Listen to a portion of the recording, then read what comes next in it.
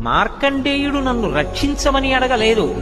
నేను శివుడి పాదములు పట్టుకునుండగా నువ్వు నన్ను ఏం చేస్తావని అడిగాడు.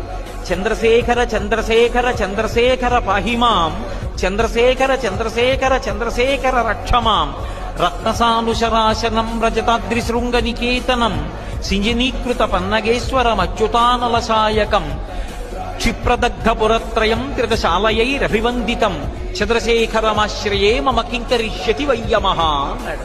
చంద్రశేఖరమాశ్రయే, నేను చంద్రశేఖరుణ్ణి ఆశ్రయించి ఉన్నాను. ఆశ్రయించి ఉండగా చంద్రశేఖరమాశ్రయే మమ కింకరిష్యతి వయ్యమః, యమకింకరులు యముడు నన్నించేస్తారని అడిగాడు. అడిగితే యమధర్మరాజు గారు పాశం తీసి మార్కండేయుడి మెడ మీదకి వేశాడు. మార్కండేయుడు గబగబా వెళ్లి శివలింగాన్ని కౌగిలించుకున్నాడు. ఆయన కౌగిలించుకుని ఉండగా ఆయన తల శివలింగానికి చీర్చి ఉంది. చీర్చి ఉండగా శివలింగానికి పిల్లవాడి తలకి వేరు చేసి పాశం ఎలా వేస్తాడు? ఆ పాశం వేయడంలో శివలింగంతో కలిపి పడిపోయాడు. ఆ పిల్లవాడిని లాగాడు. లాగేటప్పటికే ఆయన వెంటనే చంద్రశేఖరమాశ్రయే మమ కింకరిష్యతి వయ్యమః అని అరిచాడు. అంతే, ఆవిర్భావలింగం అంటారు. ఆ శివలింగంలోంచి ఉద్ధతమూర్తి ఒక్కసారి పైకొచ్చింది. ఆయన అటువంటి స్వరూపంతో వస్తే